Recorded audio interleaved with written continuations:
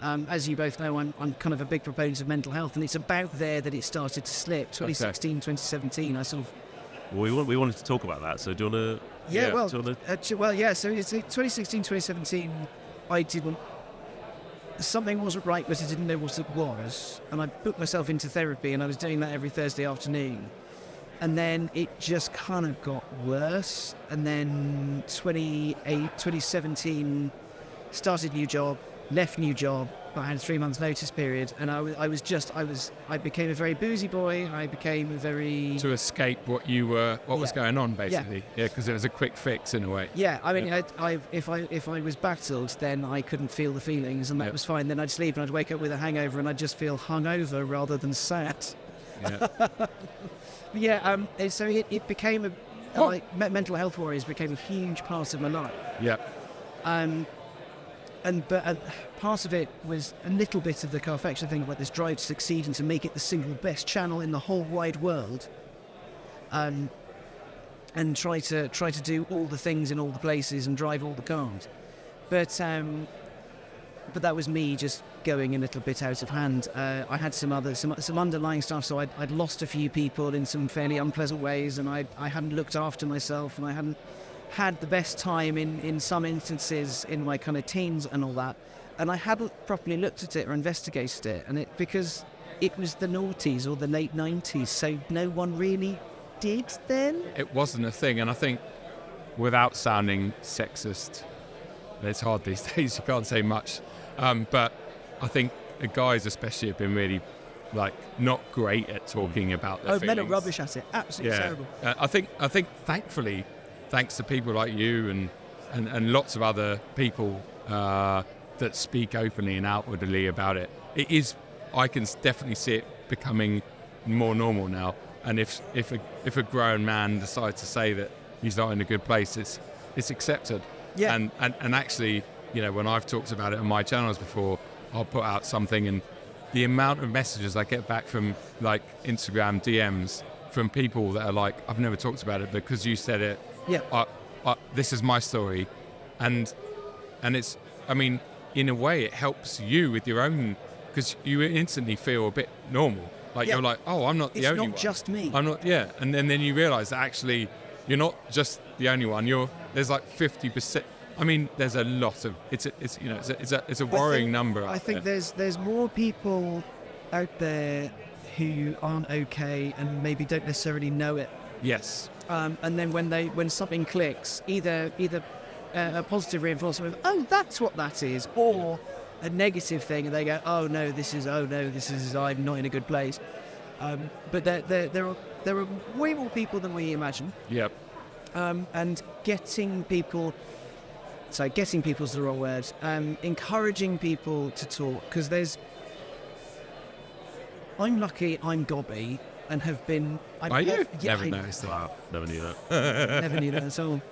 As it, the smartest people in the room never speak, so I'm pretty dumb. But no, so I'm pretty gobby, and I'm perfectly happy to talk about it, because I think I first started doing it on Twitter because that was my only outlet. Yeah, that's one of your biggest outlets to today, isn't it? Yeah, I mean, I still... You're very active on Twitter. Well, because I work from home and I work alone. Yeah. So my office banter is now just dodging Nazis on X. And just going, I really like what this guy does, but oh boy, he has some opinions. Do you think that home working... A couple of questions. One, did you feel it creeping up on you?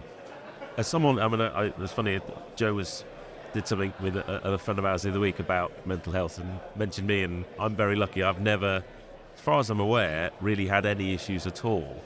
Lucky? Well, yeah. Apart from the last year of my previous job before I went freelance and started YouTube, I wasn't happy at work, and my wife just says I was a real miserable git for a year.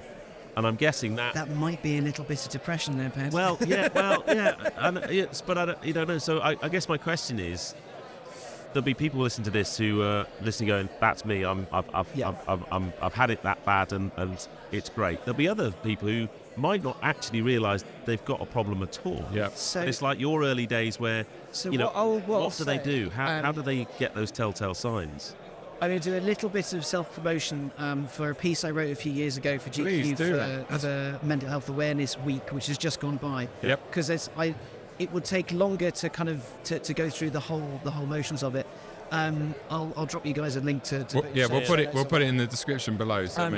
But essentially, you don't notice until it's a bit like the way it works for me is I call it the spiral. So it's like, oh well, this is a bit rubbish. Oh, it'll be fine, and then the spiral gets deeper and deeper and deeper and tighter and tighter and tighter until you go, well, I won't bother them with my problems. It's just a small thing. Yeah. And then you kind of get all wrapped up in yourself, and the next thing you know, you're drinking yourself to sleep every night, or you've got some interesting inner monologue going on, and it's becoming more and more convincing.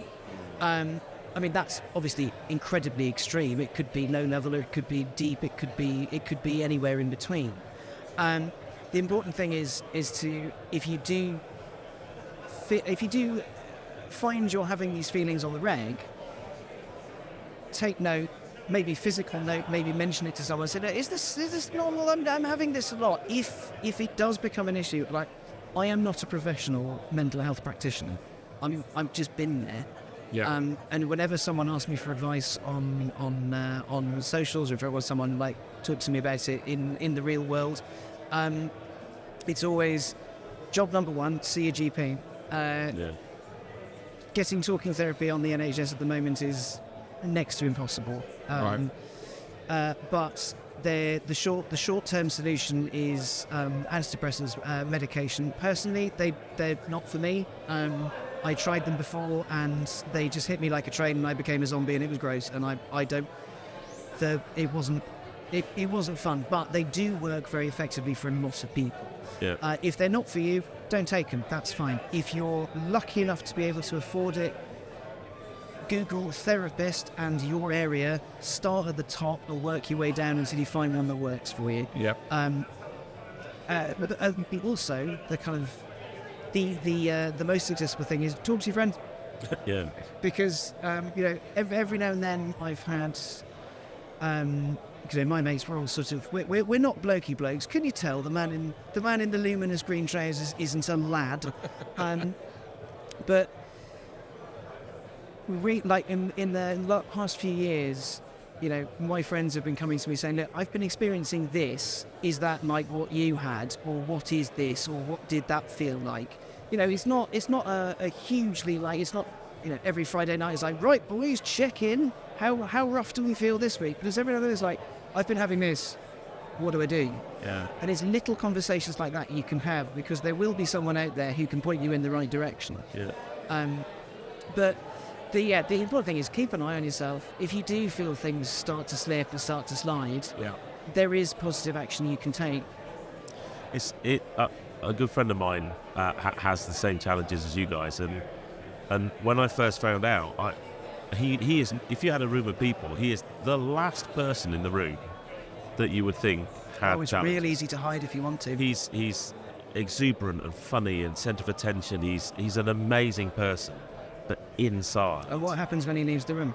Well, exactly. And I've learned a lot through being with him as he's gone through the various phases of stuff. Yeah.